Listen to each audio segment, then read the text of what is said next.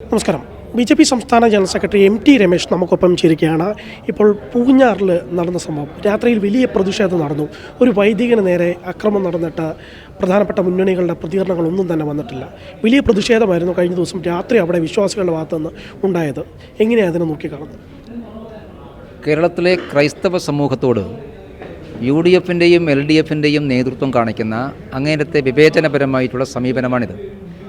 തുടർച്ചയായിട്ട് ക്രിസ്ത്യൻ വൈദികന്മാർ ആക്രമിക്കപ്പെടുകയും വിമർശിക്കപ്പെടുകയും ആക്ഷേപിക്കപ്പെടുകയും ഒക്കെ ചെയ്യുമ്പോൾ UDF-ൻ്റെയും LDF-ൻ്റെ നേതൃത്വം മൗനം അവലംബിക്കുകയാണ്.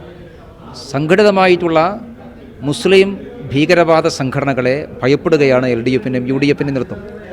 നേരത്തെ ഇതേ കോട്ടയം ജില്ലയിൽ പാലാ ബിഷപ്പിനെതിരായിട്ട് അന്ന് പോപ്പുലർ ഫ്രണ്ടിൻ്റെ ആളുകൾ ഇതേപോലെ ഒരു ആക്രമണ നീക്കം നടത്തിയപ്പോൾ കോൺഗ്രസും CPM-ഉം മൗനം അവലംബിക്കുക ചെയ്തത്.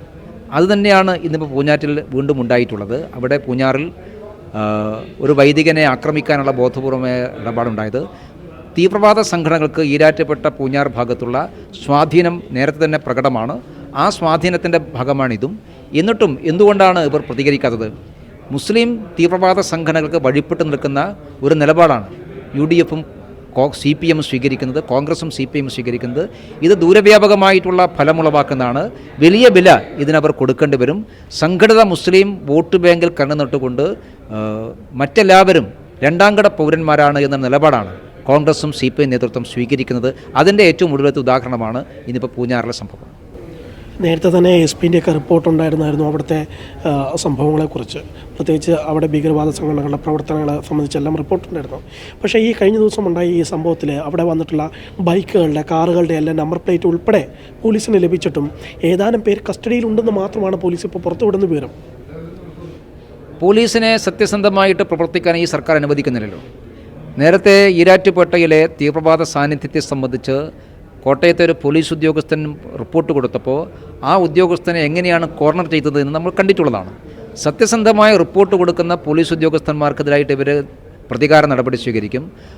ഇൻ്റലിജൻസിൻ്റെ റിപ്പോർട്ടുകൾ പരിഗണിക്കാൻ തയ്യാറല്ല.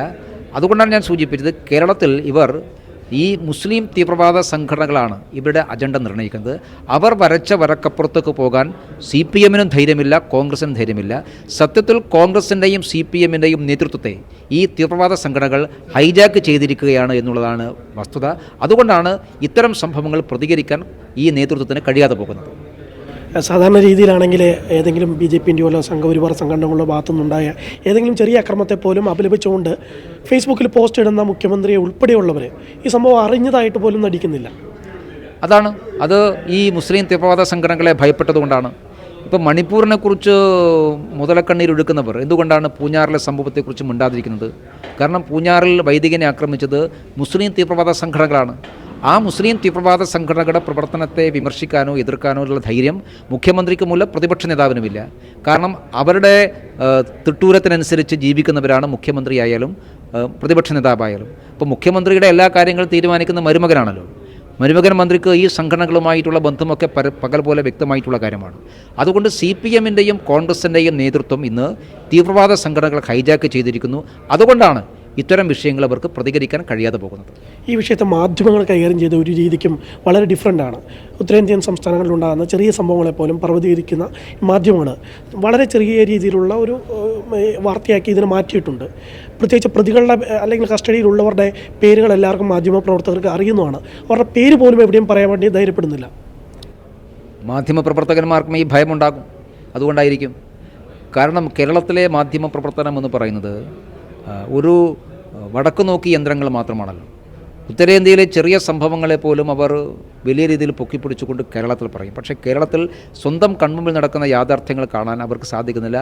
അവർ വടക്കു നോക്കി യന്ത്രങ്ങളാണ്. അതുകൊണ്ടാണ് അവർക്ക് പ്രതികരിക്കാൻ സാധിക്കാത്തത്.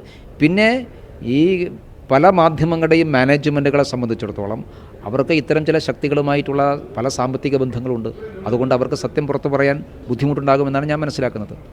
അഥവാ പേര് പറഞ്ഞപ്പോലും 153 എന്ന് പറയുന്ന വകുപ്പൊക്കെ ഇട്ട് കോർണർ ചെയ്യുകയാണ് മാധ്യമങ്ങളെ.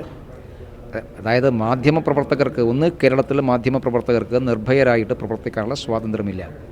രണ്ടാമത് മാധ്യമപ്രവർത്തകന്മാരിൽ ഒരു വിഭാഗം തന്നെ സാഹചര്യങ്ങൾക്ക് അടിമപ്പെട്ടുകൊണ്ട് ഇതിനോടൊക്കെ സന്ധി ചെയ്യാൻ വേണ്ടി തയ്യാറാകുന്നു. മാധ്യമ മാനേജ്മെൻറ്റിലാണെങ്കിൽ അവർക്ക് പുറകിൽ കൃത്യമായിട്ടുള്ള രാഷ്ട്രീയമുണ്ട്, അജണ്ടയുണ്ട്. അതുകൊണ്ടാണ് വസ്തുതകളും സത്യങ്ങളും കേരളത്തിൽ വാർത്തകളാവാത്തത്. ഒന്ന് മാധ്യമങ്ങളിൽ ഇതൊക്കെ പുറത്തു കൊണ്ടുവരേണ്ടതാണ്. പക്ഷേ അവരുടെ കൈകൾ കെട്ടിയിടപ്പെട്ടിരിക്കുന്നു എന്നുള്ളതാണ് സത്യം.